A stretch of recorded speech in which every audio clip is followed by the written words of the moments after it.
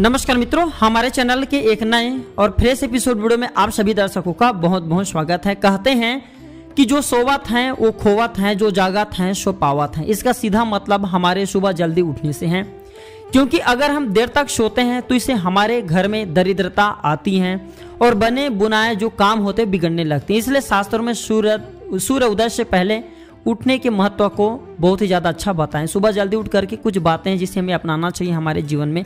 इसे अपनाने से हमारे जीवन में बहुत ही ज़्यादा परिवर्तन आता है। हर व्यक्ति अपनी ज़िंदगी में तरक्की चाहता है, सफलता के ऊंचे मुकाम हासिल करना चाहता है, जिसके लिए वह कड़ी से कड़ी मेहनत करता है। लेकिन कभी कभी 100% मेहनत करने के बाद भी आशा अनुरूप फल नहीं मिल पाते। इसके लिए एक नज़र अपनी दिनचर्या पर हमें डालना चाहिए। शास्त्रों में कहा गया है कि हर व्यक्ति को सूर्योदय से पहले अपना बिस्तर त्याग देना चाहिए। जल्दी उठने से आपके घर में सकारात्मक ऊर्जा का संचार होता है।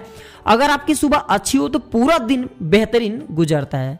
तो मान्यता के अनुसार सुबह उठने के साथ साथ कुछ ऐसे काम होते हैं जिन्हें करने से आपके सारे बिगड़े काम बन जाते हैं। आइए जानते हैं सबसे पहले क्या करना चाहिए। इससे पहले आप सभी दर्शकों से गुजारिश करना चाहूंगा, चैनल अभी तक सब्सक्राइब नहीं किए होंगे तो चैनल को सब्सक्राइब जरूर कर लेना। अपने फायदे के लिए वीडियो को पूरा जरूर देखना। वीडियो पसंद आती है तो वीडियो को लाइक जरूर करना।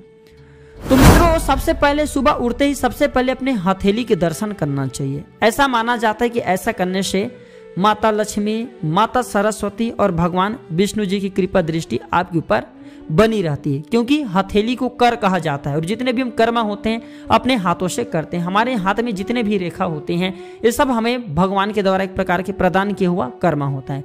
तो हथेली को चूमने से, हथेली को देखने से, हथेली को प्रणाम करने से माता लक्ष्मी, सरस्वती, भगवान विष्णु जी की कृपा दृष्टि आपके ऊपर बनी रहती है। नंबर दूसरा, धरती माँ को प्रणाम करें। जी हाँ, सुबह उठने के बाद अपने पैर जमीन में रखने से पहले धरती माँ को प्रणाम करना चाहिए। उनसे क्षमा मांगना चाहिए कि धरती माँ, मैं आपके इस जमीन पे पैर रख रहा हूँ, कृपया आप मुझे दोष मुक्त करें। भगवान कृष्ण भी धरती माँ को प्रणाम करके ही पैर रखते थे। नंबर तीसरा, सूर्य को अर्घ्य दें। सुबह जल्दी उठ करके स्नान करने के बाद या जब भी आप स्नान करते तो सूर्यदेव को तांबे की कलश से जल अर्पित जरूर करें। इससे आपके सूर्य संबंधी सारे दोष नष्ट होते हैं। सूर्य को ग्रहों का राजा कहा जाता है और आपके परिवार और समाज में आपके मान सम्मान बढ़ता है सूर्य को अर्घ्य देने से।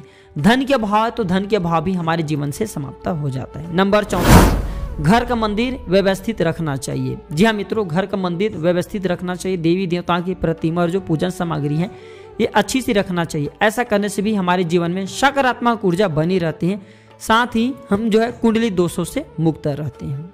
नंबर पांचवा, सबसे पहली रोटी गाय को खिलाना चाहिए। जी हाँ, खाना बनाते समय ध्यान रखें कि सबसे पहले रोटी, सुबह के सबसे पहले रोटी, शाम के सबसे पहले रोटी गाय को खिलाना चाहिए। जब आप ऐसा करने लगते हैं तो आपके जीवन में धन का भाव समाप्त हो जाता है, क्योंकि गाय को लक्ष्मी कहा जाता है। आपने लक्ष्मी को रोटी खिलाएं।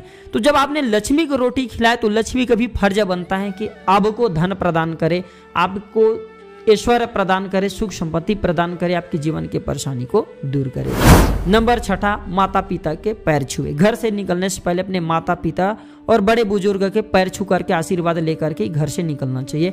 ऐसा करने से ईश्वर की कृपा भी बनी रहती है, माता पिता की कृपा बनी रहती है, आपके कोई भी काम अधूरे नहीं रहते।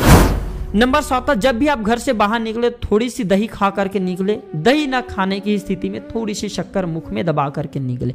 शक्कर को शुक्र का कारक कहा जाता है और आपने अगर थोड़ी सी शक्कर खा करके घर से बाहर निकलते हैं तो आप भी जिस भी कार्य करने के लिए आप निकल रहे हैं वह कार्य बिना विघ्न के पूर्ण होते, वहां पे सफलता निश्चित रूप से मिलती है। जहां पे आपको 100 मिलना चाहिए वहां 1000 मिलना शुरू हो जाते हैं। तो ये थे छोटी सी जानकारी। वीडियो देखने के लिए धन्यवाद। नमस्कार।